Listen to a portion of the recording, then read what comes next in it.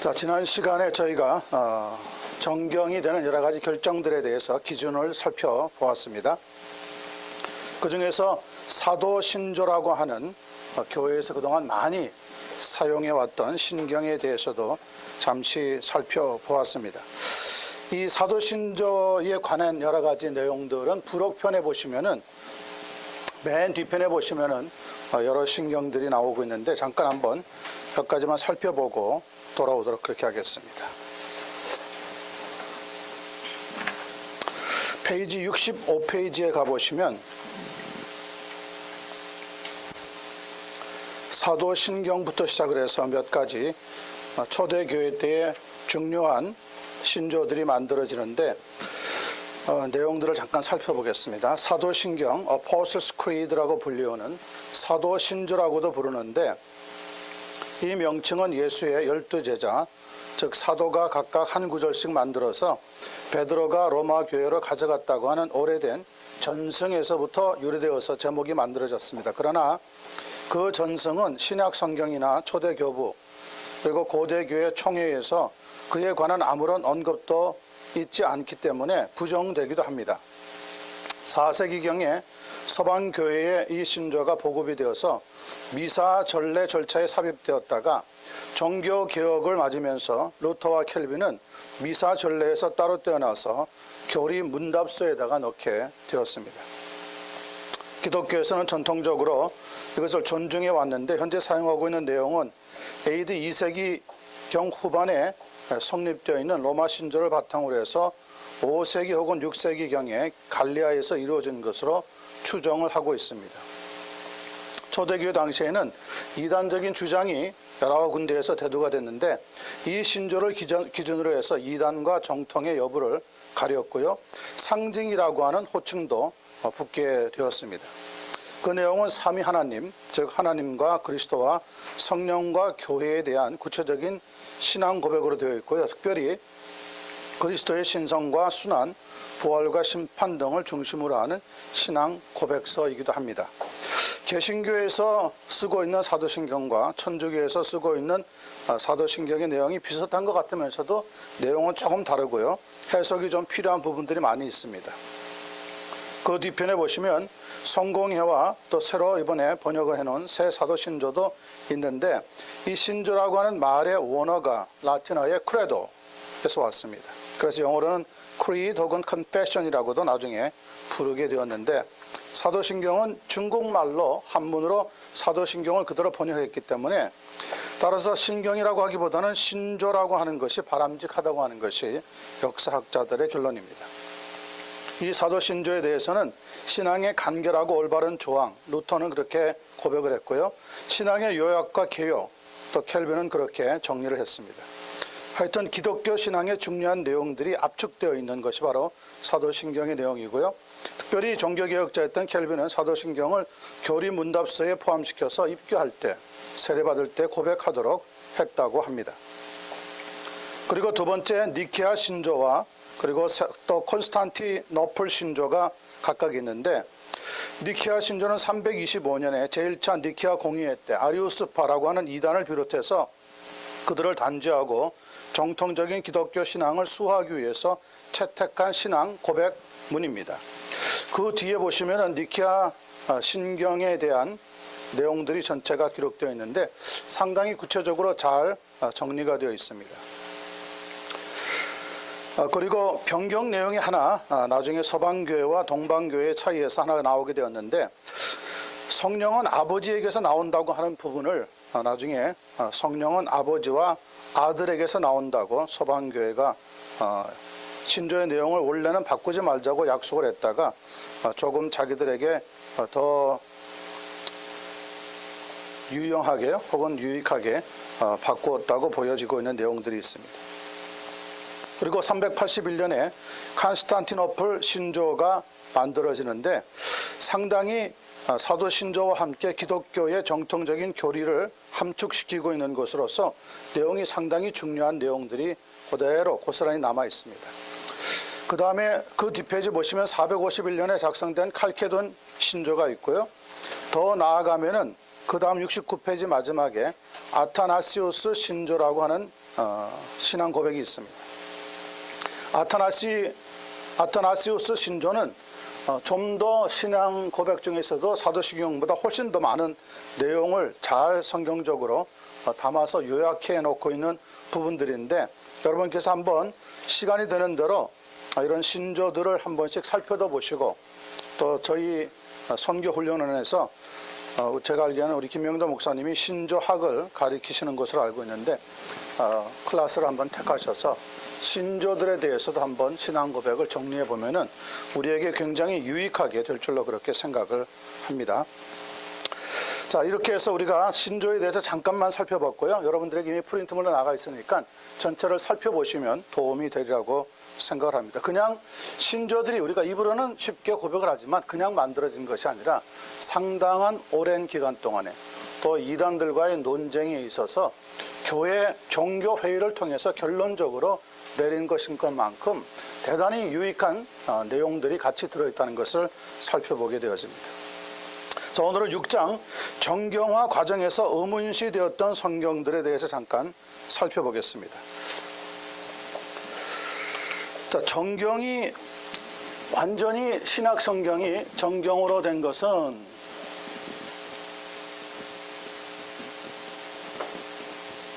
AD 397년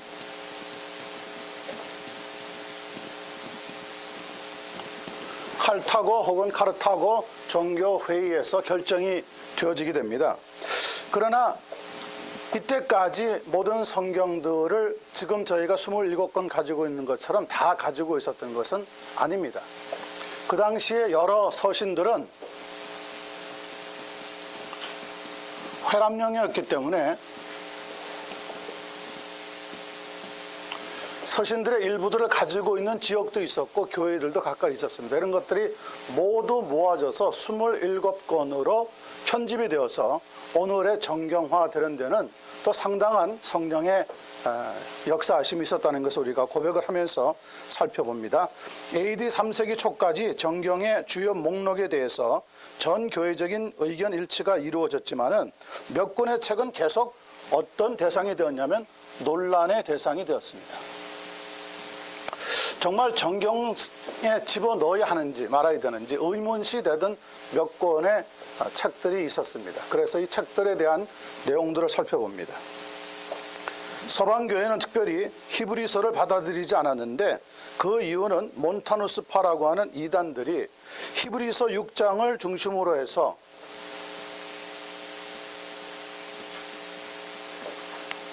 배교자들에 대한 논란,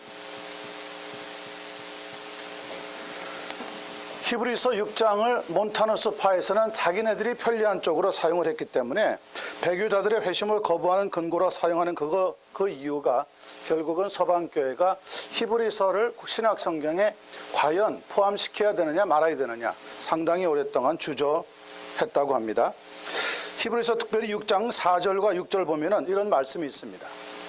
한번 빛을 받고 하늘의 은사를 맛보고 성경에 참여한 바 되고 하나님의 선한 말씀과 내세의 능력을 맛보고도 타락한 자들은 다시 새롭게 하여 회개할 수 없나니 그들이 하나님의 아들을 다시 십자가에 못 박아 드러내놓고 욕되게 함이라. 이런 구절이 나옵니다. 성령의 비침을 받았다.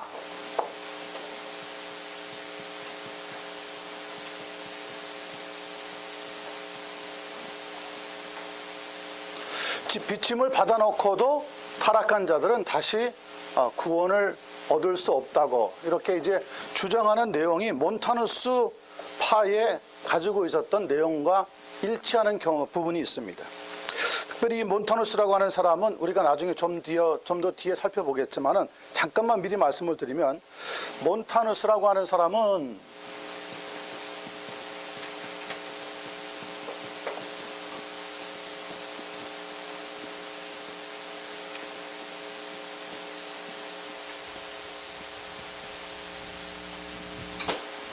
성령의 체험을 상당히 강조했던 사람입니다. 그래서 아마 교회 역사에 있어서는 성령 운동의 창시자쯤 되지 않을까 생각이 되는 사람입니다. 예언과 방언을 강조를 많이 했고요. 계시가 계속해서 전해지고 있다고 주장을 했습니다. 그런데 이 몬타누스가 내린 여러 가지 일들 중에서 가장 강력했던 게 뭐냐면 세례를 받은 다음에 범죄하는 것은 용서할 수 없다라고 하는 주장을 내세운 겁니다. 이 주장이 바로 히브리서 6장에 나와 있는 배교자와 연결되는 부분이 있다고 해서 서방교회에서 사실은 약간은 히브리서를 정경에 포함시키는 데 있어서 약간은 좀 주저하게 되었던 이유 가운데 하나입니다. 여러분들 이런 성경 보실 때 그냥 읽지만은 이런 신학적인 부분에서 살펴볼 때는 상당히 심각하고 중요한 일들이 도전들이 많이 만들어지는 것도 사실입니다. 성령의 비침에 대해서 어떻게 생각하느냐? 성령의 비침을 마치 성령께서 우리를 거듭나게 하셨던 사건으로 보는 것이냐 아니냐. 그래서 이 히브리서 6장에 대해서 많은 의문점들을 가지고 있던 사람들이 있었고 또 잘못 해석하는 사람들도 있어 왔습니다. 그런 가운데 몬타누스라고 하는 초대 교회의 이단이 이 히브리서를 강력하게 자기네들에게 필요한 쪽으로 사용했기 때문에 서방교회에서는 특별히 경계를 하면서 히브리서에 대해서 의심을 가게 되었던 부분이 있다는 겁니다. 또 요한계시록은 천년 왕국을 주장하고 있는 책으로 이해가 되었기 때문에 천년 왕국론을 반대하고 있던 동방교회에서는 인기가 별로 없기도 했습니다. 자, 그런 점에서 몇 가지 그 뒤에 보시면 의문시 되었던 책이 있고요. 채택하려던 이유와 배척하려고 하던 이유가 각각 설명되고 그 결과가 나타나고 있습니다. 약 9권 정도의 책들이 의문시 되었습니다. 정경화되기 직전에. 그중에 히브리서, 야고보서, 베드로후서, 요한 2, 3서, 유다서, 요한계시록, 그리고 헤르마스의 목자서, 디다케, 베드로 묵시록과 같은 책들이 있었습니다. 채택하려고 하던 이유와 배척하려고 하던 이유를 보시면 히브리서는 첫째, 동방교회에서 히브리서를 바울적인 서신이라고 보았기 때문에 채택하려고 했습니다. 여러분이 가지고 있는 아마 그 프린트물에는 그 다음에 배척하려는 이유에 대해서 제가 거기 아마 잘못 기록을 해놓은 것 같은데요. 동방교회가 아니라 서방교회고요. 말씀드린 것처럼 서방교회에서 받아들이지 않으려고 했었고요. 그 이유 중에 하나는 뭐냐면 이 서신의 내용이 비바울적이라는 겁니다. 바울 같으면 이렇게 쓰지 않는다는 거죠. 그래서 배척하려고 했던 이유가 되었습니다. 그렇지만 결과적으로는 히브리서는 고스란히 구속론이 기록되어 있다고 하는 정당한 이유가 세워지면서 채택이 되었습니다. 두 번째, 야고보서를 채택하려고 했던 이유는 동방교회에서 원저자의 작품이라고 보았기 때문에 그렇습니다. 예수님의 동생이었던 야고보가 분명히 기록한 것이다. 그런데 배척하려고 하던 이유는 서방교회에서 그 저작권을 의심했기 때문에 그렇습니다. 예수님의 동생이 기록 정말 했느냐 하지 않았느냐, 거기에 대한 진위를 오랫동안 의심했기 때문에 배척하려고 하다가 결국은 이 야고보서도 채택이 되어서 정경 목록에 들어오게 된 겁니다. 베드로후서 채택하려고 하던 이유는 베드로의 저작권, 분명히 베드로라고 하는 이름이 있는데 저자이지 않겠느냐, 그렇게 해서 채택하려고 하였고요. 배척하려고 하던 이유는 베드로후서 2장과 유다서 사이에 유사성이 있는데 좀 의심스럽다, 이런 이유 때문에 주저하다가 결과적으로는 채택이 되었습니다. 요한 2, 3서도 마찬가지입니다. 요한의 저작권 때문에 채택하려고 하였고, 배척하려고 하던 이유는 초기 저술들에서는 이 요한 2서와 3서 같은 것들이 거의 많은 교부들이 인용하지 않았기 때문에 주저했지만은 결과적으로는 채택하게 되었습니다. 요한계시록은 요한의 것으로 초대교회에 폭넓게 인정이 되었지만은 유세비우스 감독과 같은 사람은 요한의 저작권을 강력히 의심했기 때문에 상당히 오랫동안에 요한계시록을 신약성경 정경에 포함시키느냐 말아야 되느냐가 주저가 되었습니다. 결과적으로는 역시 채택이 되었습니다. 그리고 나머지 3권 헤르마스의 목자서와 베드로 묵시록, 디다케 3권은 배척이 되었는데 먼저 채택하려고 했던 이유를 봅니다. 헤르마스의 목자서는 환상이 적혀져 있는데 하나님으로부터 받고 그 내용이 교화적이기 때문에 채택하자고 주장을 했지만은 배척하게 되는 이유는 비사도적인 근원이고 상당히 다른 성경에 있는 책들보다 후기에 기록된 것이기 때문에 사도성에 의심이 있다. 이런 이유 때문에 결국 배척이 되고 받아들여지지 않게 되었습니다. 디다케라고 하는 것은 사도적인 전통에 기록이 남아있으니까 채택하자고 했다가 배척하게 되어지는 것은 확실하지 못한 근원과 너무 역시 헤르마스의 목자서와 같이 후기의 작품이기 때문에 배척하게 되었습니다. 베드로의 묵시록은 베드로의 저작설이 의심되었지만은 그 내용이 요한계시록과 아주 비슷하게 적혀져 있기 때문에 채택하자고 했지만 배척하게 된 결과적인 이유는 저작자의 진정성이 의심스러웠기 때문에 베드로가 이런 묵시록을 요한계시록과 같이 결국 썼을까? 정말 그렇게 해서 전체 교회에서 그 이유에 대해서 의심을 했기 때문에 받아들여지지 않게 되게 되었습니다. 이렇게 9권 정도의 초대교회에 의문시 되었던 것 중에서 처음에 말씀드렸던 6권은 지금 우리가 성경에 가지고 있는 그대로 정경 목록에 포함이 돼서 들어왔고요.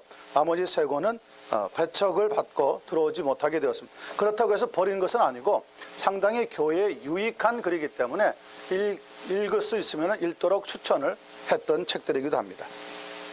자, AD 4세기 초까지 여전히 논란의 대상이 되었던 책은 베드로후서 그리고 요한 2서, 3서, 유다서 4권이었습니다. 요한계시록도 어떤 지역에서는 계속 논란이 되기는 마찬가지였습니다. 그렇지만 동방교회가 결국 AD 367년에 신약성경 27권을 정경으로 확정하는 데에 서방교회와 의견의 일치를 보게 됩니다.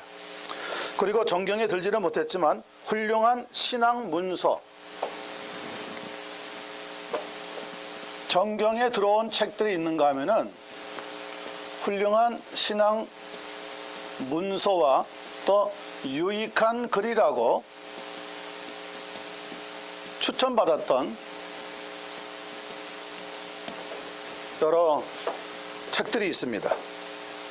그 중에 훌륭한 신앙 문서로 평가되었던 것은 디다케라고 하는 책입니다.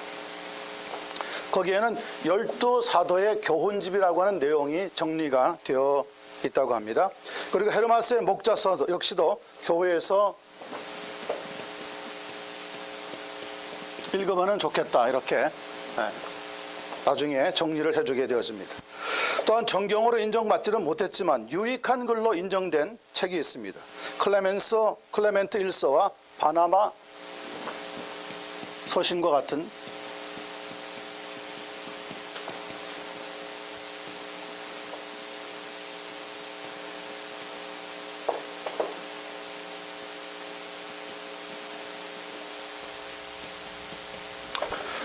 클레멘트 1서와 바나바 서신과 같은 책들은 교회에서 유익한 글이니까 읽도록 추천을 받았던 책들입니다. 그 밖에 또 시리아 교회가 있는데 시리아 교회에서는 옛날에 이전에 말씀드렸습니다. 페시라라고 하는 시리아 역으로 만든 신학 성경이 이미 출판이 되어 있었습니다. 이 책은 수세기 동안에 타티안이라고 하는 사람의 디아테사론 사복음서의 기사를 한 권으로 잘 간추려 놓은 하모니 같은 책들입니다. 그 책을 4권에 분리된 복음서 대신에 사용했다고 합니다. 그러다가 후에 시리아 교회는 요한계시록을 거절하고 히브리서 그리고 거기에 관계되는 여러 공동 서신들의 권위를 다른 책보다는 좀 낮은 것으로 평가를 했습니다.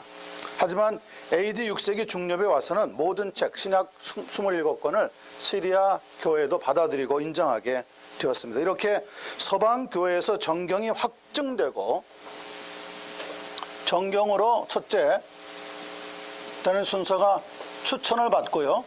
그리고 확증되고 교회를 통하여서 그리고 마지막에 공인되는 순서를 거치면서 약 300여 년 만에 구약 성경이 1500년에 걸려서 정경화되는 것과는 달리 상당히 빠른 시간 내에 신약 성경이 정경화되어지게 되었습니다. 그 이유는 여러 가지가 있겠지만은 아무래도 수많은 이단들의 활동 때문에 빨리 신약 성경이 정경화되어서 편집되지 않으면은 많은 문제를 겪을 것을 내다보았던 지혜로운 교부들의 또 변증가들의 작품이라고 생각이 되어지고요. 가장 중요한 것은 성령께서 이 일에도 간섭하셔서 우리에게 꼭 필요한 27권, 예수 그리스도와 사도성에 관계되는 7권, 27권이 정리가 되었다는 겁니다. AD 393년 히포 공의회에서 먼저 지역적으로요. 그리고 AD 397년 전체 교회인 칼타고 공의회에서 27권만이 신약 성경의 정경 목록이라고 확정되게 되었습니다. 그리고 다른 모든 성경이 나와 있는 신약 성경에 있는 대부분의 책들은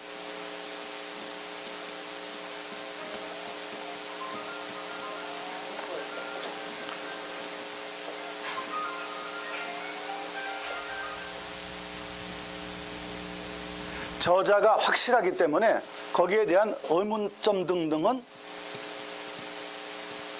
더 이상 존재할 수가 없었습니다. 그래서 신약 성경 27권은 지금 우리가 가지고 있는 것과 같은 목록을 가지게 되어진 것이 397년 칼타고 공의회를 지나가면서 결정이 되어서 우리에게 전해지게 됩니다. 자, 7장을 보겠습니다. 니케아 이전 시대의 이단들, 특별히 2세기 동안에 일어났던 잘못된 가르침들 몇 가지를 살펴보겠습니다. 첫 번째로 나오는 것은 유대교적인 이단 종파에 대해서 살펴보겠습니다. 3개 정도 지금 앞에 적어놨는데 에비온파, 그리고 엘케사이파, 그리고 모나키안파, 이렇게 3개 정리해 봅니다.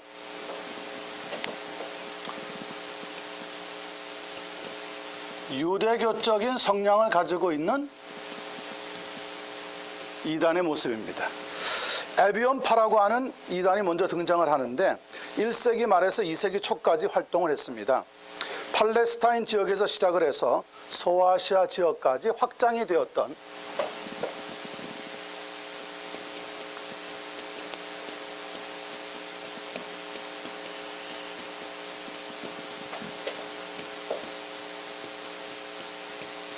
확장이 될 정도로 상당히 초대교회에 있어서 많은 인기를 얻었던 이단의 모습입니다. 특별히 유대교적인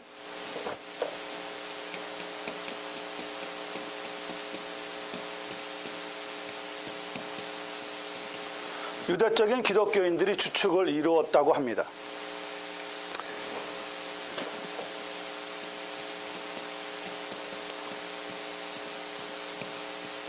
(1세기) 말부터 (2세기) 초까지 나타나고 있는 강력한 이단 운동 중의 첫 번째 모습입니다. 에비온이라고 하는 것은 말 그대로 가난한 사람들이기 때문에 가난한 사람들에게 많이 들어가서 일들을 하고 또 그들의 지지를 받아냈다고 합니다. 이 에비온파를 보면은 노바투스 장로라고 하는 사람의 시기를 받아가지고 나중에 교회가 분열을 겪게 되는데 데키우스 황제라고 하는 로마 황제 때 박해를 받으면서 사막으로 피신을 했고요. 편지로 교회를 지도하면서 박해를 받은 다음에 재조직하면서 활동할 만큼 에비온파의 그 활동의 뿌리는 깊게 오랫동안 남았다고 합니다. 특별히 에비온파에서 남겨놓은 저서들 중에서 AD 251년에 저술한 교회의 일치, 그리고 노바티안파의 분열에 대한 반론, 바벨리온 황제의 박해 때의 순교를 마지막으로 하면서 사실은 교회 역사에서는 흩어지게 되어집니다. 이 에비온파에서 가르치고 있는 몇 가지 특정을 3번 신학 부분을 살펴보시면 바울 교리를 배척을 했다고 합니다.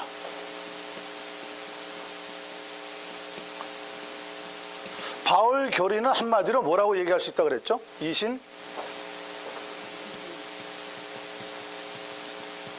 이신층이 혹은 이신득이라고 불리우는 것입니다. 믿음으로 의롭게 되어진다. 자, 그러면 바울이 가르치고 있는 이 강력한 이신칭의의 신앙에 만약에 반격을 든 거라고 한다면 대신에 무엇을 강조를 하겠습니까? 율법을 강조하는 거죠. 거기에 비해서 에비온파 사람들은 여전히 율법을 강조하면서 이신칭의와 적극적으로 부딪히는 모습을 나타내게 되었습니다. 구원에 필요한 모세의 율법의 보편성을 고수해야 된다고 가르치고 할례를 받아야 된다. 그리고 안식일을 준수해야 된다. 금식도 해야 된다. 그러면서 율법을 문자적으로 해석을 하게 되어졌습니다. 더 나중에 이단으로 정죄될 수밖에 없었던 게 예수님의 동정녀 탄생까지도 부인을 했습니다. 그러면서 뭐라고 나중에 결론적으로 이야기를 하느냐면 예수는 메시아로 오셨지만 원래부터 메시아가 아니라 세례 받으실 때에 누가 임했던 한 인간에 불과하다고 주장을 했냐면 그때에 성령께서 임하셔서 메시아로 수직 상승할 수 있었다고 주장을 했습니다. 그러니까 예수 그리스도가 성령을 받으심으로 인하여서 하나님의 아들이 되게 되었다고 이제 주장을 하면서 이단으로서의 정죄받는 아주 가장 큰 결적 사유가 되고 말았습니다. 또 닥쳐올 천년 왕국을 고대하라고 주장을 했습니다. 바울 교리를 배척을 하면서 무슨 성경을 많이 그들은 사용했냐면 마태복음을 많이 강조했다고 하는데 이 마태복음도 특별히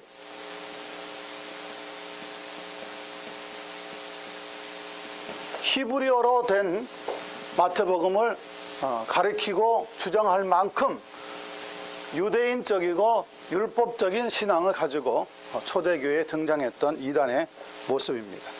어떻게 우리가 비판하느냐? 예루살렘 교회에 나중에 정제를 받았고요. 정통파 유대교로부터도 배신자로 정죄를 받으면서 에비온파는 이렇게 교회 역사에 나타났다가 사라지게 되어집니다. 두 번째 나타나는 이단입니다. 엘케 사이파.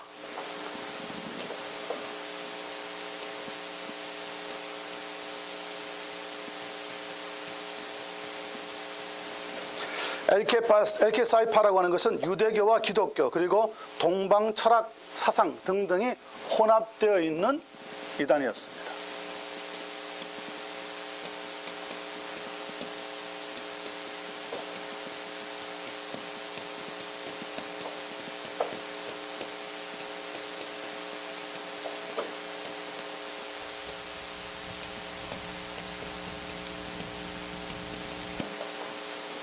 유대교와 기독교 그리고 동방 철학을 같이 적당히 섞어놓은 혼합 종교가 되었습니다. 그들이 가지고 있는 경전이 엘카사이라고 하는 이름인데 엘카이라고 하는 유대인이 바사, 오늘로 말하자면 이란, 페르시아 지방에서 천사로부터 환상을 받아가지고 기록을 했다고 합니다.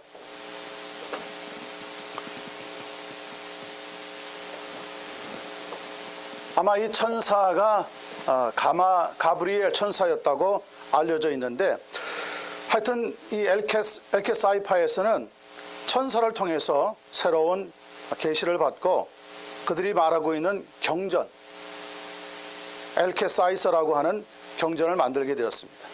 그들이 가리키고 있는 특징은 2번을 보시면 그리스도는 여러 번 육체를 입고 나타났는데 교회 역사를 쭉 보시면 그 처음에 나타난 사람이 아담이고 마지막에 나타나게 된 사람이 예수라는 겁니다. 그리고 자기들 교리를 믿고 세례를 받으면 구원은 받지만은 그렇지 않으면 구원을 얻을 수 없다고 주장을 했습니다. 할례를 강조했고요. 안식일 준수 그리고 금식 등등을 굉장히 강조를 많이 했습니다. 예루살렘을 향해서 기도해야 된다고 하는 등등 이 율법 고수파들이 바로 엘케 사이파에 나오는 사람입니다. 엘케 사이라고 하는 사람은 최후최대의 예언자로 그들의 종교에서 알려져 있는데 그는 주장하기를 유대교와 기독교를 자기가 완성했다고 주장을 했습니다. 이 엘케 사이파를 우리가 기억해 둬야 되는 것 중에 하나의 이유가 뭐냐면 나중에 영향을 끼치는데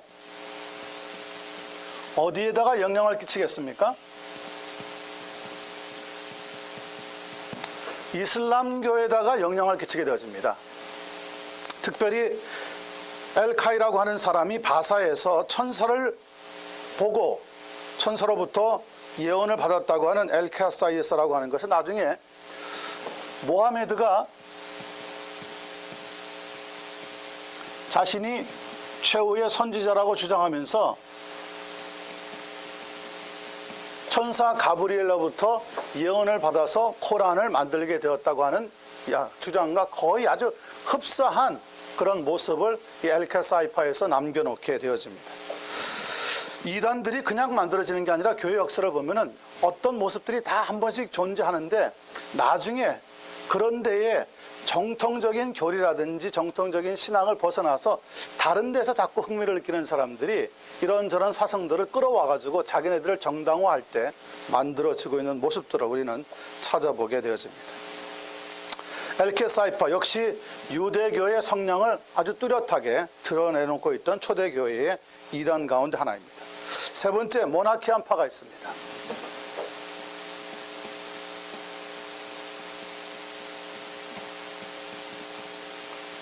모나키안파는 지금도 그 모습을 여러 교회들에서 나타내고 있는 하나의 주류를 만들어준 이단이기도 합니다. 앞에 나와 있는 에비온파라든지 엘케사이파보다는 더 교회에 많은 악영향을 미친 것이 이 모나키안파의 주장이기도 합니다. 이 모나키안파에서는 하나의 우두머리로서 단일 신론을 의미한다고 알려져 있는데요. 그들은 삼위일체설을 반대하고 부정했습니다. 이 모나키안파에서 주장하고 있는 두 가지 이론이 나오는데 하나는 동력적, 그리고 또 하나는 양태론적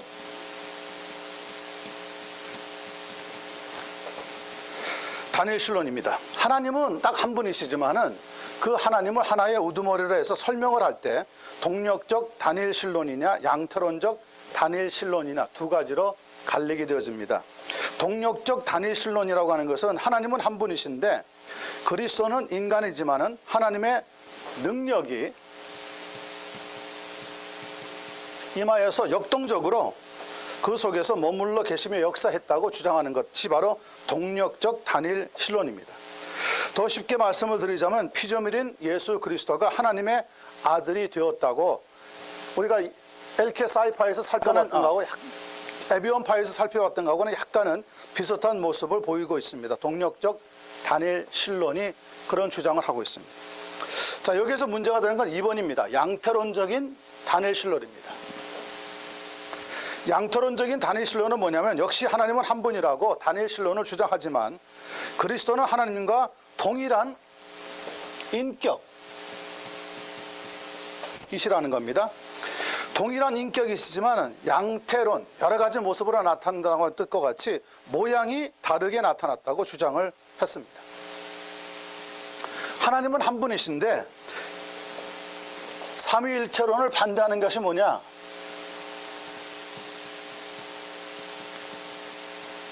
하나님은 한 분이시지만 이 하나님이 나타나는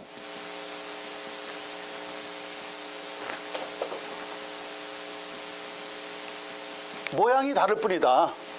이걸 가리켜서 우리가 양태론이라고 부르는 나중에 이단이 되는 모습입니다. 삼위일체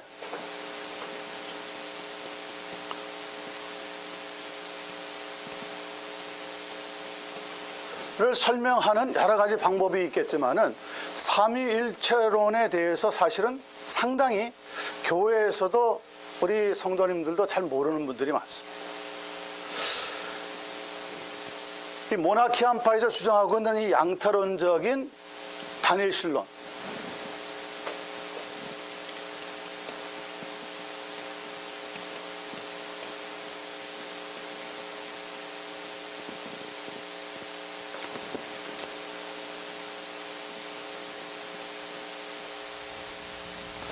이렇게 여러분들은 삼각형으로 설명하는 삼위일체론에 대한 어떤 내용들을 많이 듣기도 하고 또 보기도 했을 겁니다.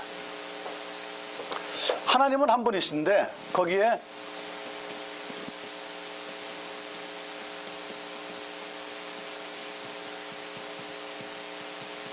성부와 성자와 성령이 계시다는 겁니다.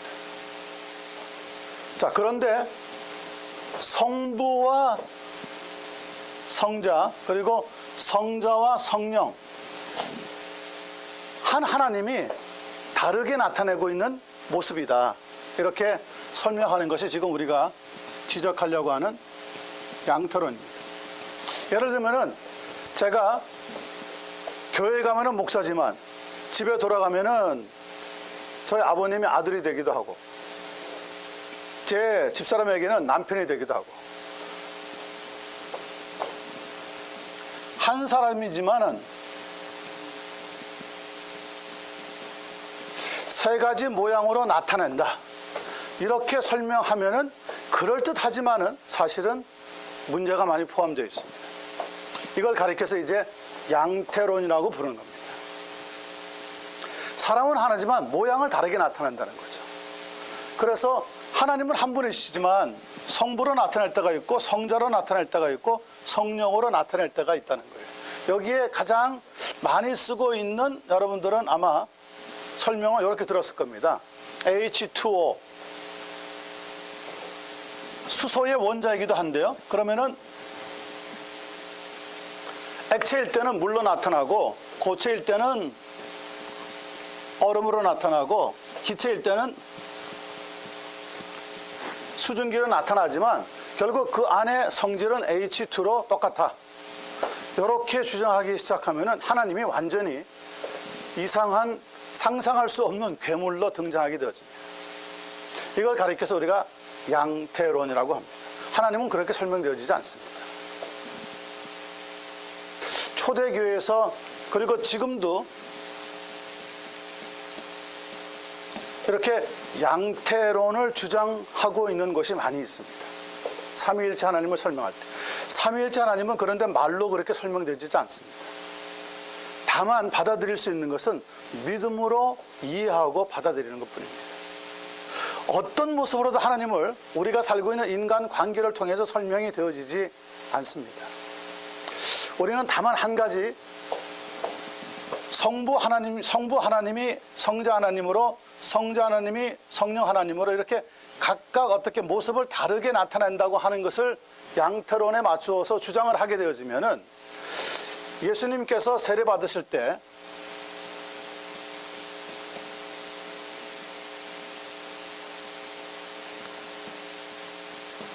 소리가 들리고 비둘기의 모습이 나타나고 예수님이 요단강에서 세례를 받으시면서 동시에 한 장소에서 세 분의 모습이 한꺼번에 나타난 것을 설명할 길이 없습니다.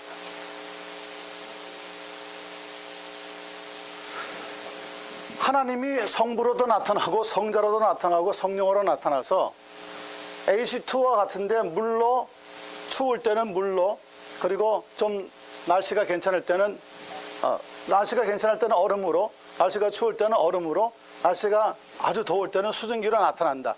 이런 설명을 만약에 한다면 하나님이라고 하는 분에 대한 잘못 이해라고밖에 말할 수 없습니다. 하나님은 그렇게 설명이 안 되어집니다. 아직도 그런데 여러 교회에서 이런 모습으로 설명할 때가 참 많이 있습니다. 맞습니다. 성부 하나님은 하나님이십니다. 성자 예수님도 하나님이십니다. 성령 하나님도 하나님이십니다. 그런 면에서는 똑같습니다. 그러나 성부 하나님은 성자 예수님이 아니십니다. 모양만 달리 나타낼 수 없습니다. 성자 하나님은 성령 하나님이 아니십니다. 그리고 성령 하나님도 역시 성부 하나님은 아니십니다. 한 분 하나님으로서는 yes. 그러나 성부는 성자가 될 수 없고 성자는 성령이 될 수 없고 성령은 성부가 될 수가 없습니다. 각각 한 하나님 안에 삼위가 계시는 것은 틀림없지만은 모양을 각각 다르게 나타내시는 분이 아니라 한 하나님이 역사하는데 하나님께서 오늘 우리의 구원에 역사하시는 모습을 잘 보시면은 좀 더 삼위일체 하나님에 대한 설명을 우리가 이해를 할 수가 있습니다. 그런데 이런 이해가 잘 안 될 때 결국 그 사이를 누가 파드느냐면은 이단들이 파드는 거죠. 거기에 이제 초대교회에서 가장 많이 파퓰러하게 인기를 끌었던 게 바로 이 양태론 단일 신론이었습니다. 모양만 다르게 나타난다, 모양만. 그런데 그렇지 않습니다. 이 우리가 지금 양태론 단일 신론의 문제를 갖는 것 중에 하나가 뭐냐면, 양태론에서는 결국 무엇을 주장하느냐면, 그래서 계승론이라고 하는 이론, 이상한 이론을 만들어냈습니다. 다시 말하면 성부에게서 있는 모든 것이 성자에게로 계승이 되고, 성자에게서 있는 모든 것이 성령에게로 계승이 된다는 거예요. 자, 여기에서 어떤 나중에 중세 시대에 어떤 이단이 또 이단적인 논리가 나오느냐면, 여러분 들어보셨는지 모르겠습니다. 성부 고난설, 성부 고난설이라고 하는 이야기를 들어보셨는지도 모르겠습니다. 성자 예수님께서 십자가에서 고난을 받고 죽으셨는데, 그것은 곧 성자 하나님이 죽으신 게 아니라, 고난 받으신 게 아니라 성부 하나님이 고난을 받으신 거라는 거예요. 왜요? 성부에게서 성자에게 모든 것이 계승되었기 때문에. 그러므로 성자 예수님의 고난은 그냥 고난이 아니라 성부도 고난을 받으셨다고 주장하는 회개한 이론이 나오게 되었습니다. 그걸 가리켜서 성부 고난선이라고 나중에 부르게 되어지는데, 역시 이단으로 정죄가 되었던 이론입니다. 오늘 일부 교회 밖에 있는 데서 이런 이론들을 주장하는 사람들이 있습니다. 이단들 가운데 저런 이야기를 하는 사람들이 있습니다. 그러면은 처음 들어보는 이야기니까 성도들이요, 일반 교회 다니고 있던 분들은 저런 이야기를 교회에서 잘 안 하잖아요. 목사님들이 설교를 하든지 신학 같은 걸 잘 교회에서는 이야기를 하지 않으니까 그냥 성경만 쭉 배워나가다 보면 저런 이야기들이 나오는 법이 없거든요. 근데 이단에 갔습니다. 누가 친구가 우리 교회에서 우리 모임에서 하는데 아주 성경을 깊이 잘 가르쳐 쫓아갔습니다. 갔는데 저런 이야기 나옵니다. 성자가 고난 받으신 것은 그냥 받은 게 아닙니다. 아버지가 고난을 받으셨기 때문에 그대로 물려받아서 성자가 고난받게 된 겁니다. 만약에 이렇게 성부 고난설을 주장하는 이야기를 들었으면 그날로 확 깨는 이야기가 될 겁니다. 정말 처음 들어보는데, 그러다가 보면은 깊이 빠지면서 이단으로 들어가게 되는 거죠. 그래서 이런 훈련원들을 통하여서 좀 우리가 교회 역사에 나타나고 있는 여러 가지 이단들의 모습들, 그런 안식일 교회라든지, 그리고 여호와의 증인이라든지, 또 몰몬 같은 것들이 처음부터 우리가 이단하겠다 그렇게 시작한 거 아니에요. 정상적인 교회에서 신앙생활 하다가 갑자기 획가닥 해가지고 엉뚱한 이론들을 막 연구하고 발견하면서 그쪽으로 빠져나가고 추종자들을 모은 거예요. 나름대로 열심히 성경 공부한다고 하던 그룹들이 그렇게 했습니다. 교회 안에서 건전하게 신앙생활 하기보다도 좀 더 깊은 거, 좀 더 새로운 거, 좀 더 특별한 것, 이런 것들을 자꾸 알고 발견하려고 하다 보니까 미혹의 영이 엉뚱한 곳으로 끌어가는 거죠. 여러분들이 가지고 있는 신앙만으로도 여러분 구원 생활하는데 충분합니다. 모자라지 않습니다. 그런데 우리는 거기에 머물지 않는 게 문제입니다. 우리가 배우고 듣고 연구한 것을 계속 우리의 믿음의 삶에 적용해야 되는데, 적용하기보다는 자꾸 새로운 걸, 신기한 걸, 그러다 보니까 새로운 예언이 들린다, 계시를 봤다, 이상한 방언을 한다, 이렇게 정통적인 교회에서부터 벗어나는 모습들을 오늘날 보이고 있는 거죠. 이런 면에서 우리가 다시 한번 이 초대교회 때의 모습을 회복하는 운동이 급선무라고 생각을 하게 되었습니다. 자, 이렇게 몇 가지 유대교적인 성향을 띠고 있던 이단들에 대해서 잠깐 살펴보았습니다. 두 번째 보겠습니다. 이교적인 이단 종파들이 등장을 하고 있습니다. 처음에 여러분들이 잘 아시는 것처럼 영지주의, 나스틱시즘, 영지주의파의 창시자는 시몬 마구라고 하는 사람으로 알려져 있습니다. 교회가 영지주의인 지존자 하나님에 대한 지식과 교제를 갖는 것은 이 영지주의에서는 불가능하다고 가르쳤습니다.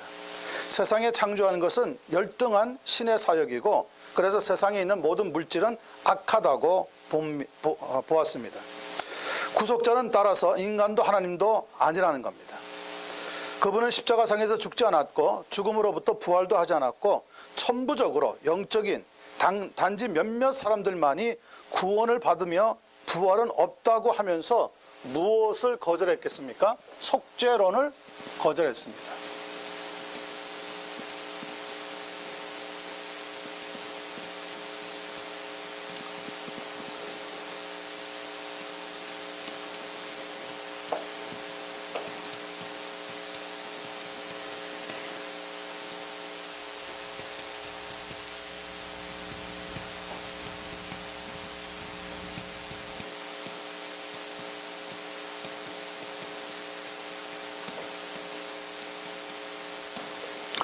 자, 세상을 지은 신은 하급신이기 때문에 영지주의에서는 가르쳤습니다. 세상을 창조해서 그 안에 있는 모든 물질은 그러므로 악하다는 거죠. 좋을 리가 없다는 겁니다. 그래서 육체를 악한 것으로 보고 자기네들이 이야기하는 지혜, 나시스, 지혜가 정말 아름다운 것이기 때문에 영육 간의 이혼론을 주장하게 되어지게 되어집니다. 플라톤 철학에 기초하면서 특별히 동방신비주의의 영향도 함께 받은 것으로 알려져 있는 것이 영지주의파입니다. 그 위협으로 인하여서 교회는 정치제도 혹은 신앙의 정경 형성 그리고 신앙 고백이 크게 발전하게 되어줄 수밖에 없었습니다. 이혼론을 보시면 세계는 물질계, 악한 조물주가 다스리고 있는 세계와 영계, 선한 하나님이 다스리고 있다고 해서 창조주와 조물주를 나누어서 가리켰습니다. 두 번째, 그들은 가연스를 주장했습니다. 예수님의 육체적인 탄생을 부인하고 다만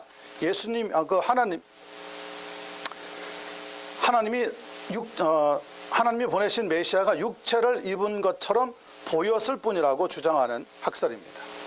또 유출처를 가리켰는데 이 세상의 최고 존재인 하나님으로부터 유출된 데미우레게, 즉 하급신 여호와에 의해서 만들어졌다고 유대교에 대해서도 혹평을 하게 되어집니다.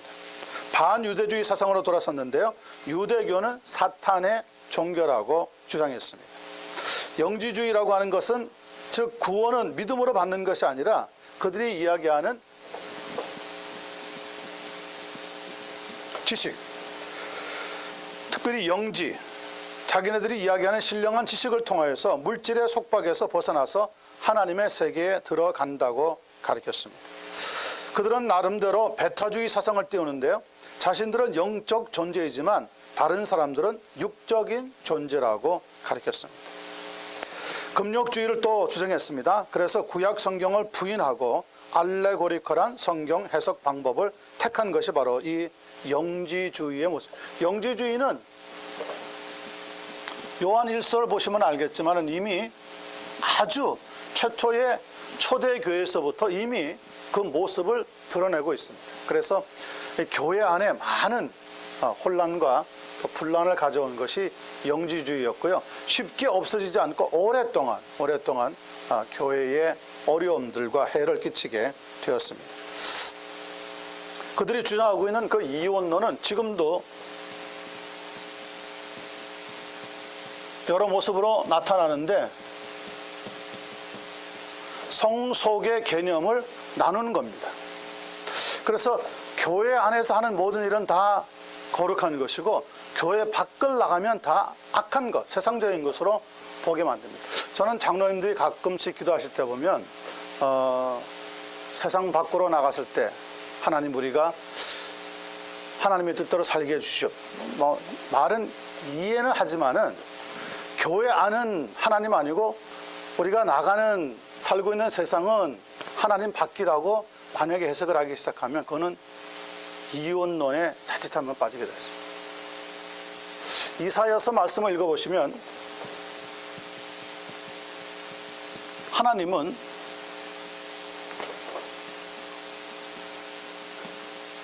어둠도 창조하셨고 빛도 창조하신 하나님이라고 가르쳐주고 있습니다. 근데 우리는 잘못하면 이혼론에 빠지면 어둠은 마치 하나님을 반대하고 사탄이 창조한 것 같이 생각하기 쉽게 되어지고요. 빛은 하나님이 창조한 것으로 이해하기 쉽습니다. 어둠과 빛으로 나누어서 설명하는 건 좋지만 이원론에 빠져가지고 어두움은 마귀가 창조하고 빛은 하나님이 창조했다, 이런 만약에 이해를 우리가 갖게 되면은 성경에 대한 의식이 완전히 잘못 변하게 되어집니다. 무서운 일입니다. 그래서 이원론은 우리가 정말로 조심해야 되는 영지주의의 한 모습으로 오늘 교회에 자리 잡고 있다는 것을 보셔야 돼요. 여러분 생각해 보세요. 교회에서 하는 건 다 거룩한 거고 밖에 나가서 일하는 거는 다 세상적인 건가요? 그러니까요.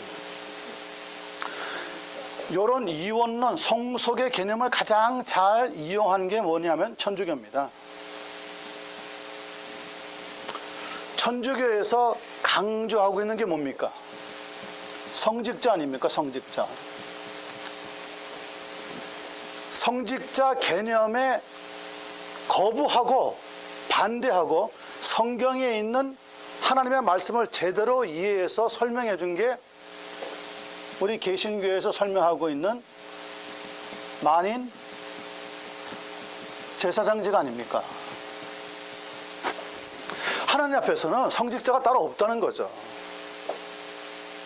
구약시대에는 대제사장이 있어서 이스라엘 백성들의 전체의 죄를 지고 하나님 앞에 지성소에 나갈 수 있었지만은 예수님께서 단번에 제사로 우리의 모든 죄를 담당하시고 죽으신 다음에는 더 이상 제사장이 없다는 거라고요. 우리 모두가 다 하나님 앞에 직접 예수님의 이름을 가지고 나아갈 수 있는 길을 열어주셨는데도 불구하고 여전히 천주교에서는 성직자의 개념이 존재하고 있습니다. 성직자가 되기 위해서 그러므로 뭐를 강요할까요? 아무래도 결혼하지 말고 독신으로 지내는 게 훨씬 더 거룩한 모습이라고 잘못 가르치고 있는 거죠. 자, 만약에 성직자가 생겨나면 따라서 누가 생기는 겁니까? 거기에 반하는 또 하나의 제도가 만들어져야 되는데 평신도 아닙니까? 평신도. 성직자와 평신도 이 두 제도를, 계급 제도를 딱 만든 거는 천주교의 작품입니다. 기가 막힌 작품입니다. 그래서 성직자들이 하는 건 다 거룩한 것이고 평신도들이 하는 건 다 세상적인 것, 속된 것으로 이해하고 있는 거죠. 그러니까 무슨 제도가 만들어지느냐면 속된 세상에 살고 있는 평신도들은 죄를 지을 수 있다는 거예요. 나가서 장사도 해야 되고 사업도 하다 보니까 적당히 속이고 적당히 돈 벌고 한다는 거죠. 이것을 늘 괴로워하고 힘들어하니까 무슨 제도를 또 만들어내냐면 참회 기도라고 하는 아주 편리한 제도를 만들어낸 거죠. 그렇게 해서 이 참회 기도를 할 때 누가 나가서 들으라는 겁니까? 자기네들이 만들어 놓은 성직자 사제가 듣고 죄를 용서받았다고 선포하라는 겁니다. 얼마나 편리합니까? 나는 평신도야. 세상에 나가서 적당히 속이고 거짓말하고 살 수 있어. 돈을 벌면 대신에 교회에다가 헌금을 하고 한 번씩 참회 기도에 나가서 사제에게, 성직자에게 내 죄를 고백하고 용서받았다 하는 이야기를 듣고 돌아오면 다시 새 출발할 수 있어.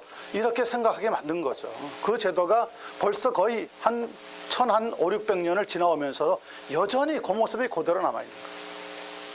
만약에 오늘 교회에 왔는데 목사님들이 자기를 성직자로 보고 나머지 다른 모든 성도들을 평신도로 보는 개념이 지금도 우리 교회 안에 남아있다면 그 교회는 천주교의 모습이지 개신교의 모습은 아닙니다. 그 일을, 바로 이 제도를 제대로 성경에 맞추어서 가르쳐 주려고 피를 흘린 사람들이 종교개혁자들인데 오늘 교회는 여전히 이종 계급 제도를 만들어 놓고 거기에 안주하고 있단 말이에요. 그러니까 성도가 성도로서 무엇을 해야 되는지 모르는 거예요. 목사님이 시키는 대로만 하면은 잘하는 건 줄 알아. 목사님한테 순종만 잘하면 마치 천주교회 같이 평신도들이 성직자에게 순종만 잘하면 신앙생활 잘하는 것 같이 착각하게 만들고 있는 거죠. 이거는 개신교가 아닙니다. 개신교가 아닙니다. 우리는 다시 성경으로 돌아가고 교회 역사를 보면서 우리의 자세가, 우리가 어떤 신분인지를 다시 발견해야 합니다. 예수님께서 피로 값주고 사신 존재라니까요. 우리는 그게 성도의 모습이에요. 성도. 이 일을 위해서 종교개혁이 일어났고 벌써 거의 600년 가량이 지금 지나가고 있는 거 아니에요. 그런데 오늘 교회가 다시 천주교 비슷하게 닮아가고 있는 것을 보면은 안타까운, 이게 우리가 개혁주의 입장에서 볼 때 날카롭게 지적할 수밖에 없는 겁니다. 오늘이라도 목사님들이 강단에서 내려오실 때 성직자라고 하는 생각을 버리셔야 됩니다. 나 역시도 하나님의 은혜를 받아야 되는 한 사람의 성도다. 다만 말씀을 선포할 수 있는 고난이 있기 때문에 강단에서 말씀을 연구해서 선포하되 예수 그리스도의 이름을, 예수 그리스도의 영광을 나타내야 되지, 설교를 통하여서 재미있는 이야기, 우화 이야기, 정치 이야기, 철학 이야기, 그런 문학적인 이야기 섞어가지고 전달해 주는 것은, 그것은 양들에게 꼴을 먹이는 것이 아니라 독을 붓는 것 같습니다. 알레고리컬한 성경 해석이 왜 위험하느냐? 그것은 꼴이 아니라 독이기 때문에 그렇습니다. 듣기에는 재밌죠. 듣기에는 재밌죠. 여러분들이 혹시 좋아하시는지 모르겠지만 이거 나중에 편집할 때 좀 지워주세요. 그런 말. 김준영 듣기에는 재밌습니다. 그런데 그 안에서 저는 복음을 발견할 수가 없습니다. 제 개인적인 느낌입니다. 여러분들은 다른 생각 할 수도 있을 겁니다. 특별히 개혁주의 입장의 설교자로 저희가 서 있을 때 그분은 사실 자기의 체험을 통해서 교인들의 마음을 쫙 돌리지만은 웃게도 만들고 울게도 만들고 감동시키기도 하지만은 그 안에서 저는 예수 그리스도의 참 모습을 발견하지를 못합니다. 설교의 많은 내용들이요, 조선시대에 어떤 유명한 사람이 있었는데, 중국에 어떤 유명한 학자가 있었는데, 그분들의 사상을 설명하면서 그것이 마치 복음의 일부인 양 호도할 때가 있습니다. 그런데 거기에 깜빡 넘어가거든요. 깜빡 넘어가거든요. 정말 안타까운 현실로 우리가 돌아와서 교회가 지금 얼마나 말씀으로부터 멀리 떨어져 있는지를 다시 한번 우리가 짐작을 좀 해봐야 할 문제라고 생각합니다. 이렇게 영지주의는 굉장히 다양한 모습으로 무섭게 깊게 우리 교회까지도 지금 내려와서 우리들을 어렵게 만들고 있는 가운데 있다는 것을 알게 되었습니다. 그래서 신학이 필요한 겁니다. 여러분, 신학을 배우면 모든 성경을 다 이해하는 건 아닙니다. 그런데 신학은 저에게 있어서는 울타리와 같은 역할을 해줍니다. 많은 위험한 요소들이 있는데 이 울타리가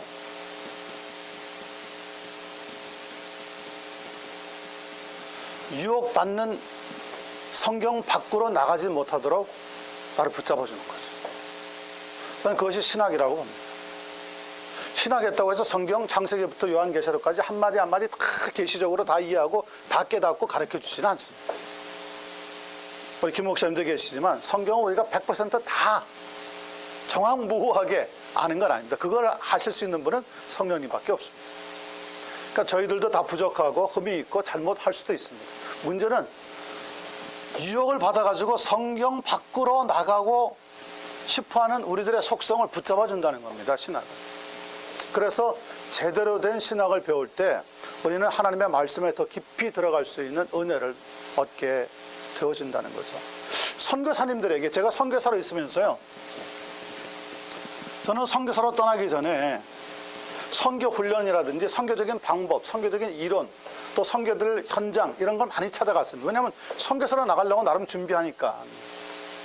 그런데 나가서 사역을 해보니까요, 제일 아쉬운 게 뭐냐? 제일 아쉬운 게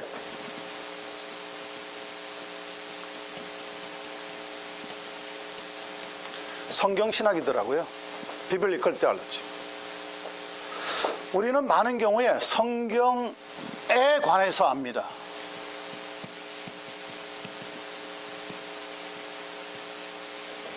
성경에 대해서 압니다. We know about the scripture. 그런데 성경에 대해서 아는 것은 그렇게 큰 힘이 없습니다. 그래서 안식년 때 돌아와서 많이 공부하고 또 청강을 하면서도 수업을 들었던 게 뭐냐면 성경신학입니다. 비블리컬 테올로지. 성경에 대해서 배우고 싶은 거예요. 성경에 대해서가 아니라 성경 그 자체. 예를 들면은 마태복음 자체를 알고 싶은 거예요. 마가복음 자체를 배우고 싶은 거예요. 무엇에 대해서는 저는 이미 다 배우고 나가고 준비했으니까. 그런데 나가서 예수 믿는 사람이 생기고 양육시키고 훈련하는데 뭘 가르치느냐면 성경을 가르쳐야 되는데, 전체에 대해서는 내용을 아는데 그 안에 있는 속속들이 모든 내용들을 잘 모르겠는 거예요. 함부로 못 가르치겠는 거예요. 왜냐하면 제가 가르치고 있는 신학은 어쩌면은 서양 신학의 물을 먹은 부분이 있을 거거든요. 그래서 고민을 참 많이 했어요. 선교사로 나가려고 하는 분들은 다른 것보다도 성경을 알아야 되겠고, 성경을. 결국은 성경을 가지고 하는 사역이고, 성경 때문에 우리가 사업들을 펼쳐나가는 건데, 성경을 모르고 나와서 자칫 잘못하면은 정말 예수님이 피로 사신 교회들을 잘못 인도할 수도 있겠다고 하는 마음에 위험 부담이 확 찾아오는 거예요. 우리 얄라 선교 훈련원도 마찬가지라고 생각합니다. 여러분들이 성경을 아시는 게 중요합니다. 성경 자체에 힘이 있는 것이지 성경에 대해서 알고 있는 나의 지식이 힘이 있는 것은 아닙니다. 그래서 성경을 많이 배우시고 성경에 직접 들어가셔서 하나님의 음성을 듣고 하나님의 뜻을 찾으려고 하는 노력들을 많이 하시고 나가시면은 사역들은 그렇게 큰 열매가 안 난다 할지 모르지만 적어도 영혼을 우리가 대해서 하는 사역인데, 하나님의 말씀 하나를 가르쳐도 제대로 가르치고 나눌 수 있는 그런 귀한 종들이 되지 않을까 생각을 해봅니다. 두 번째 생각하는 이단은 말시온파입니다. 말시온파는 참 말도 많고 탈도 많았던 이단입니다. 말시온 때문에 그런데 교회는 창조자 하나님과 구속자 하나님 간의 관계를 연구하지 않을 수가 없었습니다. 교회는 창조주와 구속자는 하나이시고 또 같은 하나님이라고 선언했고요. 이 하나님은 사랑의 하나님과 공의의 하나님이라고 선언하게 되어졌습니다. 거기에 공로를 세운 사람은 순전히 이단이지만 말시온이었습니다. 이 속성은 창조주이시고 구속자이신 하나님이 성육하신 예수 그리스도를 통해서 뭐가 되었습니까? 계시가 되었다는 겁니다. 이렇게 초대교회는 온전한 신학의 정통성을 확립하게 되어지는데, 그 중에 좀 아이러니컬하지만 한몫을 담당한 사람이 바로 이 말시온이라고 하는 사람입니다. 1번 보세요. 말시온과 영지주의의 연속성과 불연속성. 말시온은 흑해의 남쪽 해안에 차지하고 있던 폰투스 혹은 본도라고 표시되어 있는데 성경에 출신으로서 AD 138년경에 상당한 부를 소유하고 로마에 건너왔다고 합니다. 그 후에 로마 교회에 소속되어서 나름대로 교리를 전파하던 이 말시온은 교회 안에 자기의 다수의 추종자들을 가지게 되면서부터 그 사상이 조금 번나가기 시작합니다. 세르돈이라고 하였던 영지주의자의 영향을 받아가면서 잘못되어지고 AD 144년경에 교회로부터 공식적으로 정죄를 받고 끝이 나게 되어집니다. 말시온이 가르쳤던 몇 가지 사상적인 특징이 있는데, 많은 부분에서 영지주의의 영향을 내포하고 있긴 하지만 몇 가지 점에서는 일반적인 영지주의자와는 조금 구별되는 그런 모습이 있습니다. 1번 보시면 말시온은 영지주의자들의 이원론을 답습하긴 했지만은 그들의 이원론과는 다른 양상으로서 자신의 이원론을 독특하게 정립을 했습니다. 말시온은 영지주의에서 주장하고 있는 두 가지의 견해를 채택하여서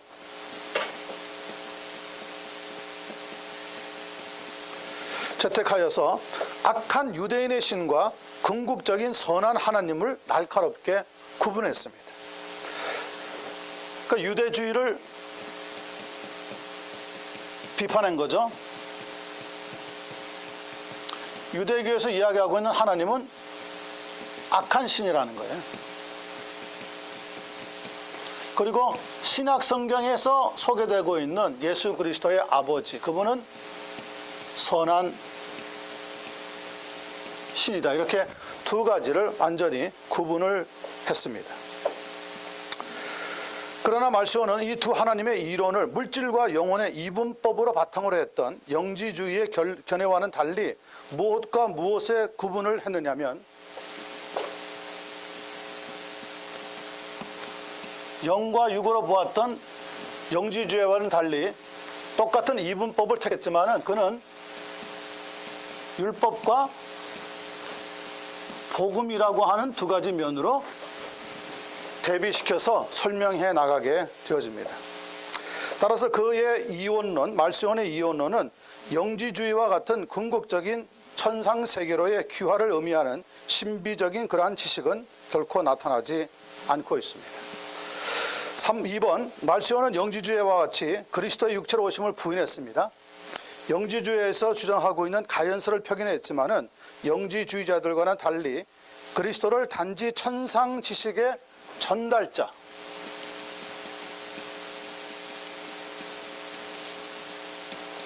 그리스도는 단지 하나님의 나라 천상 지식의 전달자로만 여기지는 않았습니다.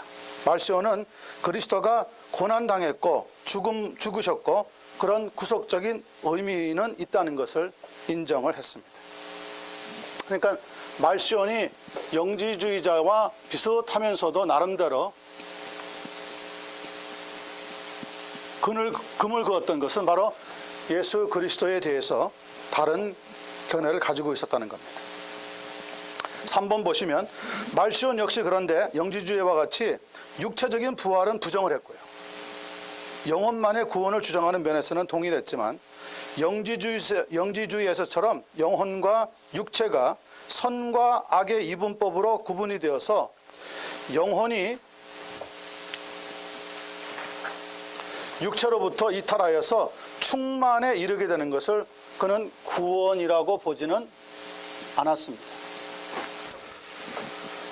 말시온은 인간에게 있어서 육체와 영혼이 모두 본래적으로는 악했지만 그리스도의 구속을 믿음으로써 인간이 구원을 얻게 되고 이때 불완전한 육체는 소멸되고 영혼만 구원을 얻는 것으로 생각을 했습니다. 이렇게 말시온이 상당 부분에서 영지주의자와 동일한 사상을 가지고 있긴 하지만은 기독교적인 시각에서 볼 때 자기의 나름대로 독창적으로 이원론을 수용해서 정리해 나갔기 때문에 말시온을 영지주의자의 한 분파로 볼 것인지 아니면 기독교에서 출발했던 독창적인 자기 자신의 사상 체계로 볼 것인지에 대해서는 아직도 여러 가지 의견의 차이가 남아 있습니다.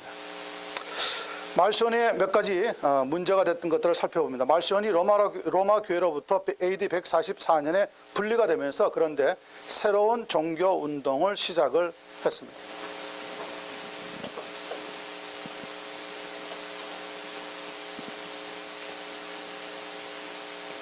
이단들의 특징 가운데 하나를 보면요, 물론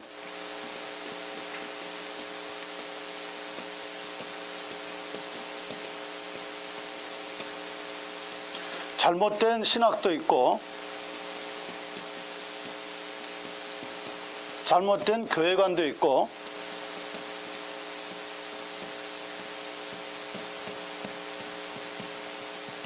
잘못된 구속관도 있습니다.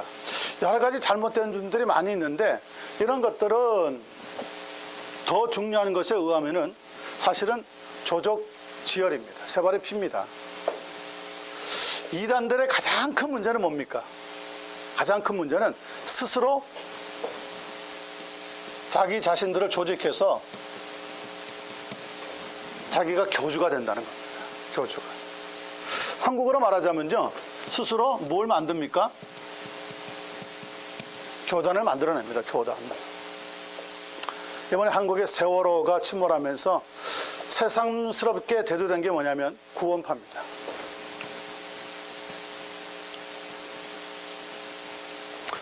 구원파에서 활동했던 유병헌 씨의 모습이 세모 그룹을 통해서 한국교회에 또 한국 사회에 어떤 영향을 끼쳤는지가 지금 서서히 드러나고 있는 가운데 있습니다. 이 구원파가 처음에는 하나의 이렇게 조그마한 조직으로 시작을 한 것 같아 보이지만 나중에 스스로 침례회라고 하는 이름을 만들면서 교단이 됩니다. 교단. 그리고 거기에서 지금은 세상을 떠나기도 했지만은 권신찬 같은 사람, 또 지금 이번에 가장 큰 문제를 나오면서 등장한 유병현 씨 같은 사람들이 거기에 포함되어 자기네들이 교주예요. 자기네들이 교주. 새로운 교단을 만드는 거예요. 그러니까 이단들은 어디에 머물러 있는 것을 원하지 않느냐면 일반 교회 안에 머물러 있으려고 하지 않습니다. 그래서 이 일반 교회는 다 잘못됐다고 정죄합니다. 다 썩었다고. 그리고 자기네들이 새롭게 교단을 만들고 그 안에 들어가서 사는 사람들만 구원이 있다고 주장하는 거죠.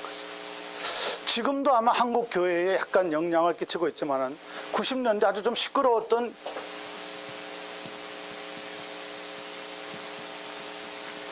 집단 중에 다락방이라고 하는 집단이 있습니다.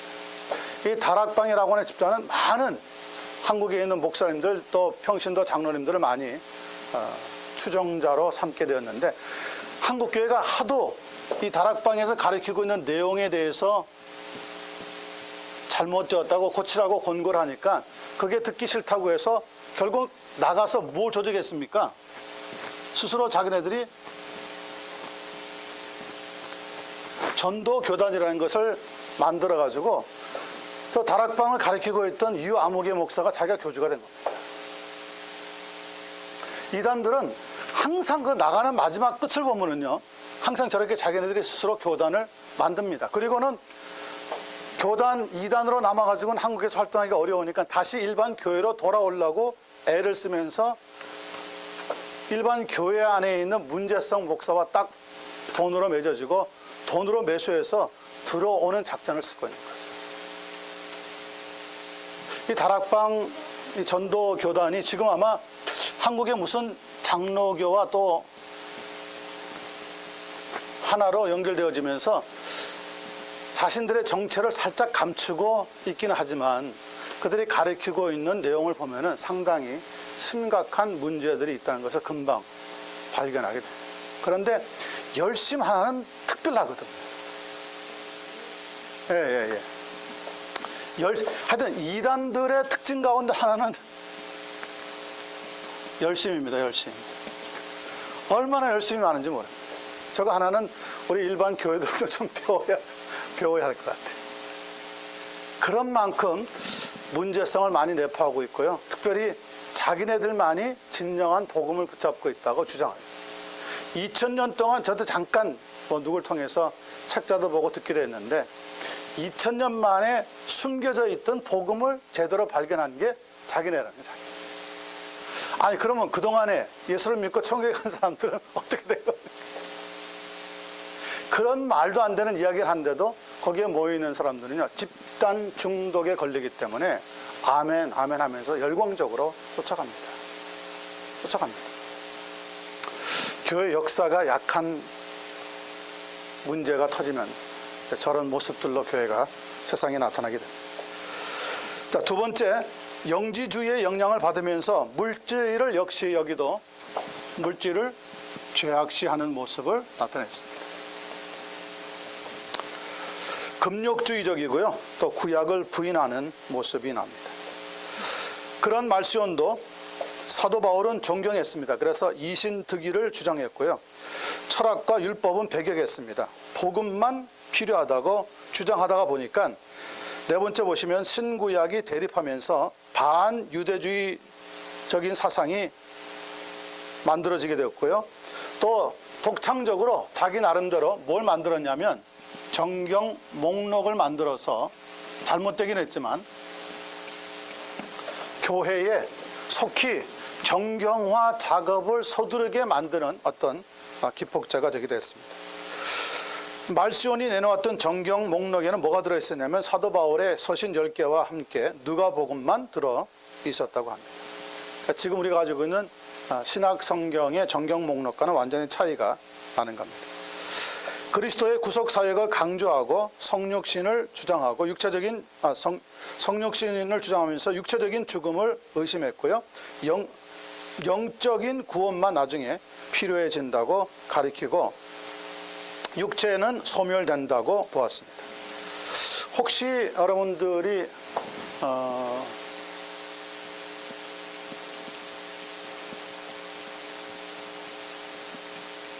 존 스타트라고 하는 목사님 이야기를 들어보셨는지 모르겠어요. 상당히 유명한 목사님이었고요. 90년대, 80년대, 90년대에 복음주의 계통의 교회에 큰 영향력을 끼치기도 했던 나름대로 훌륭한 목회자라고도 볼 수 있습니다. 그런데 이 존 스타트가 그의 사역의 말년에 와서 무엇을 주장했냐면요,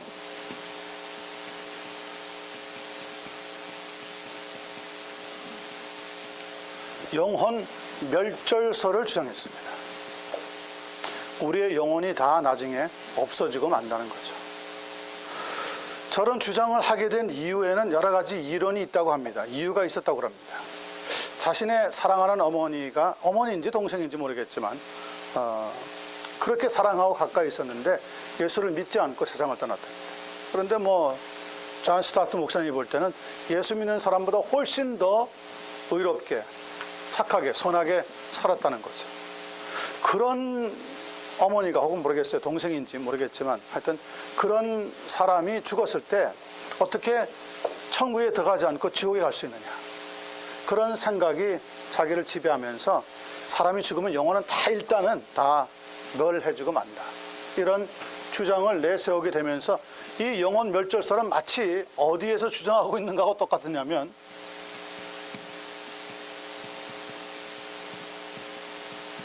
여호와의 증인에서 주장하고 있는 사상과 일부 같은 맥락을 가지고 있습니다.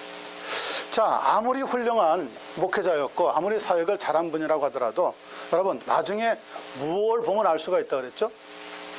열매.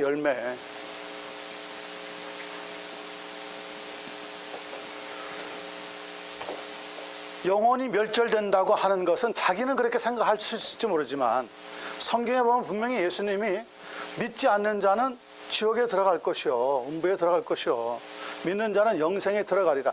예수님이 하신 말씀이 분명히 기록되어 있는데 그런 부분의 말씀은 약화시키고 자신의 생각을 더 정당화하는 그런 열매가 만약에 나타난다 그러면 이거는 참 안타까운 일이죠. 안타까운 일. 여러분과 저는 어떤 상황, 어떤 일을 만나더라도 교회 역사에 나타나고 있는 여러 가지 일들을 보면서 참 제대로 된 바른 신학을 붙잡고 우리의 신앙생활도 바르게 끝까지 내 형편이 어땠든지 간에 끝까지 해야 되겠다. 이번에 세월호 침몰하고 또 많은 사람들이 실종되었다가 찾아지는데 거의 다 지금은 시신으로 발견되면서 일부 극단적인 사람이 뭐라고 지금 주변에서 얘기하고 있냐면요, 하나님이 어디 계시냐, 하나님은 저 젊은 아이들이 저렇게 세상을 떠날 때 뭐라고 계셨냐, 정말 하나님이 계신 거냐, 이런 아주 의문의 질문들을 계속 지금 던져지고 있는데 거기에 대해서 교회가 아무런 이야기도 답변도 지금 못하고 있는 가운데 있습니다. 참 안타까운 사실입니다. 우리는 자칫 잘못하면 상황에 혹은 우리의 환경이 너무 우리를 더 크게 압도해서 하나님이라고 하는 분이 어떤 분이신지에 대한 그 자체를 잊어버릴 때가 많이 있습니다. 물론 저도 자식을 잃어봤기 때문에 그 심정을 압니다. 그래도 선교지에서 우리 셋째 딸아이가 6살하고도 4개월 됐는데 세상을 떠났어요. 그때 저도 얼마나 하나님께 많이 원망했는지 몰라요. 하나님, 내가 다른 것도 아니고 하나님 일하겠다고 선교지에 와 있는데 이 녀석을 데려가면 어떡합니까? 그 사역 현장을 떠나고 싶고요. 정말 몸도 지치고 마음도 지쳐가지고 성교고 뭐고 그냥 다 쉬고 다 놓고 싶더라고요. 저도 그런 상황을 지나가 봐서 지금 저분들의 마음이 얼마나 아플지 충분히 이해가 됩니다.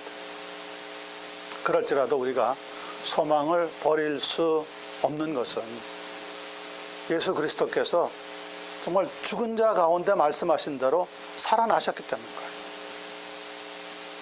그들에게 줄 수 있는 것은 지금 유일한 것은 부활의 소망밖에 없습니다. 저 아이들이 죽었겠지만 정말 믿는 자녀들이 있다면 하나님의 나라에 다 지금 기쁨 가운데 있지 않겠느냐. 기쁨 가운데 있지 않겠느냐. 교회가 그동안에 보여준 모습들이 아름답지 못했기 때문에 목사님들이나 설교자들이 하는 위로가 안 되겠지만 그래도 위로해 줄 수 있는 것은 사람의 말로 위로가 안 되잖아요. 거기 같이 가서 울어준다고 해서 위로가 되겠습니다. 저는요, 옆에서 누가 울어주면서 목사님 하나님 뜻이 있겠죠. 그런데 그 사람이 얼마나 꼴보기 싫은지 모르겠다. 정말 제발 그런 소리만 안 했어도 좋겠더라고요. 이럴 때는 이야기하지 않는 겁니다. 이야기하지 않고 그냥 주변에서 옆에서 기도만 하는 겁니다. 하나님의 어떤 변화시켜주는 역사가 어떻게 날지 모르는 거죠. 우리가. 분명히 하나님은 저 가운데도 뜻이 있을 거 아닙니까?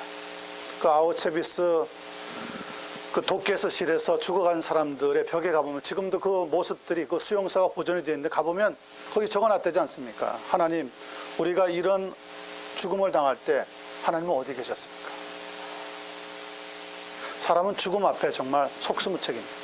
그런데 참 놀라운 거는요, 비극을 통해서 평상시보다 더 많은 교훈을 배울 수 있다는 거예요. 이번에도 그런 좋은 결과가 한국에 나타났으면 좋겠습니다.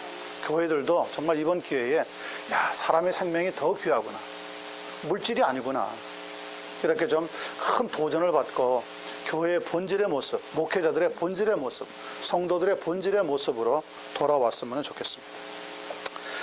자, 세 번째 등장하고 있는 이단은 몬타니즘입니다. 몇 번 지금 우리가 계속 언급하고 있는 이단인데요. 성격상 기독교 운동이었습니다. 처음 시작은. 이 운동은 교회의 신앙 그대로 창조자 하나님과 구속자 예수 그리스도를 믿었습니다. 그러나 무엇에서 문제가 발생했냐면 성령에 대해서 잘못 이해를 했어요. 초대교회는 구속자이신 예수 그리스도, 기독론의 잘못 때문에 이단으로 많이 몰렸지만 이 몬타누스라고 하는 사람은 특별히 성령론에서 문제가 발생하게 되었습니다. 한번 교회는 계속 교회 내에서 예언과 영적 은사들을 금하고 치리권은 감독의 손에 집중되게 되어져 나갔습니다. 이 몬타니즘이라고 하는 이 이단에 대해서 살펴보면 AD 156년경에 부르기아에 있는 몬타누스라고 하는 사람에 의해서 시작이 되었기 때문에 몬타니즘이라고 나중에 부르게 됩니다. 몬타누스는 시볼레라고 하는 신비 종교의 사제였습니다. 그런데 복음을 듣고 기독교로 전향을 했는데 전향하고 나서 자기 자신을 성령의 사람으로 자처하고 성령의 체험적인 은사를 많이 강조하게 되었습니다. 예수님을 믿기 전에 자신이 살았던 삶이 완전한 변화를 겪지 않으면요, 나중에 이전에 배웠던, 이전에 가지고 있었던, 체험했던 것들이 자신을 기독교 복음을 받아들이면서 약간은 잘못된 길로 만드는 것을 종종 보게 되는데 바로 이 몬타니즘에 나타나고 있는 이단적인 현상입니다. 자, 교리를 보면은 구교와 일치시키면서 성경은 전부 정경이라고 주장했습니다. 목적은 원시 기독교의 부흥을 가져와야 한다고 목적을 삼았습니다. 자, 그런데 이 가리키고 있는 잘못된 주장 가운데 몇 가지를 살펴보면 7가지 정도를 간단히 거기에 요약해 놨는데요. 예언과 방언을 구사하면서 선지자적인 계시가 계속된다고 몬타누스는 주장을 했습니다. 두 번째, 신앙보다는 무엇을 강조를 했냐면 지식을 강조하고 있는 사상을 반대했습니다. 그래서 영지주의도 자신들이 같은 이단이면서도 반대를 했습니다. 세 번째는 엄격한 규율을 실시하면서 천년 왕국의 임박성을 강조했습니다. 그래서 많은 사람들이 두려움을 느끼게 된 겁니다. 네 번째, 교회의 어떤 계급도 그 제도를 반대했습니다. 심지어는 성경에 쓰여 있는 주교와 장로의 제도까지도 반대해버렸습니다. 그리고 만인 제사장주의를 지지했습니다. 그런 면에서는 우리 개신교적인 냄새도 처음에 조금 있다고 보여집니다만, 그러나 어떤 종류이든지 간에 예술은 금해야 된다고 주장했습니다. 어떤 예술적인 모습도 나타내면 안 된다고 주장을 했고요. 6번째 보시면 금욕주의, 그리고 금식, 고행 등등을 장려하면서 재혼은 절대 안 된다고 금지를 했고요. 7번째, 세례 후의 범죄는 무서운 것으로서 용서받을 수 없다고까지 주장을 했습니다. 그래서 아까 처음에 시작할 때 말씀드린 것처럼 히브리서 6장에 의해서 자기네들은 배교한 사람들을 받아들일 수 없다고 주장하면서 나가게 된 겁니다. 그러니까 이 몬타니즘,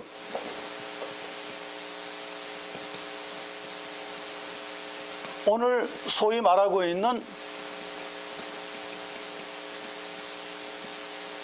성령운동의 시초라고 보면 맞습니다. 카리스메틱한 그룹의 시초입니다. 이 성령운동의 모습이 지금도 없어지지 않고 교회에 남아있잖아요. 특별히 순복음 교단 같은, 미국 같은 것은 이제 그 페나코스털 계통에서는 아직도 남아있습니다. 그래서 방언을 막 훈련시키고 하도록 만들고 강요하고, 못하는 사람들은 죄의식을 느끼게 하고 여러 가지 등등의 모습들이 나타나고 있습니다. 예언이 막 온다고 그러고 계시가 있다고 그러고, 다 이것이 바로 초대교회에 이미 있었던 몬타니즘에서 비롯된 영향력들이 교회에 남아있기 때문에 그렇습니다. 자, 이렇게 우리는 건전한 신앙을 떠나게 되는 일들을 보면서 몇 가지 역사적인 의의 혹은 평가를 살펴봅니다. 합리주의 신앙 중심을 부르짖어서 오늘날의 신비주의 운동에 유사점이 있다는 것을 볼 수가 있고요. 두 번째, 종말을 예언하면서 신자가 세상에 물들지 않도록 하는 것은 좋은 일이지만 터툴리안 같은 사람도 영향을 받았기 때문에. 세 번째, 그런데 이 운동을 번창을 우려할 때 소아시아의 감독들이 여러 번 모여서 행동을 통일하면서 논박한 사실로 교회의 최초적인 여러 회의, 종교 회의 모임이 이루어지게 된 겁니다. 역대 네 번째, 신비주의 운동의 표제가 이 몬타누스가 되었고요. 현대 신비주의 운동을 진단하는 재료가 되기도 했습니다. 하여튼 새로운 것은 없습니다. 해 아래 모든 것은 이미 있던 것들이 또 다시 반복되기도 하는데, 다섯 번째 보시면 방언과 예언을 말씀보다 더 중요하게 여기게 되어지면서 정경 결정을 촉구하게 되어지고요. 성경의 권위에 대한 자극제가 되기도 했습니다. 여섯 번째, 금욕주의 혹은 비타협주의가 후대에 분파주의를 조성하면서 나중에는 또 수도원 운동에 엉뚱하게도 모체가 되기도 했습니다. 마지막 최종적인 결론입니다. 결국 무엇은 몰락한다는 겁니까?